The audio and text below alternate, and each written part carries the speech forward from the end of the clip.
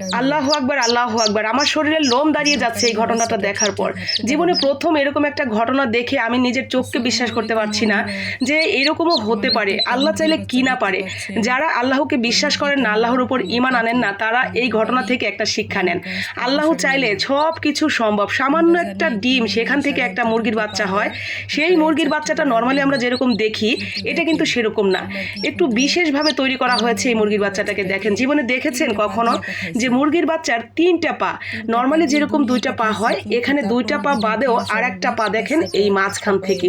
তো এখানে আরো আশ্চর্যজনক ঘটনা হয়েছে, 3টা পায়ের মধ্যে একটা পায়ের আঙ্গুল আবার 6টা। মানে নর্মালি মুরগির বাচ্চার পায়ের আঙ্গুল থাকে 4টা, মানে বড় বড় থাকে 3টা, একটা থাকে ছোট। তো এই আঙ্গুলটাতে দেখেন এখানে আবার 6টা আঙ্গুল, মানে 3টা পা, একটা পায়ের মধ্যে আবার 6টা আঙ্গুল। কতটা আশ্চর্যজনক ঘটনা! আল্লাহ চাইলে কি না পারে। আল্লাহু আকবার, আল্লাহু আকবার। যারা প্রথম দেখলেন একটা শেয়ার করে দিবেন।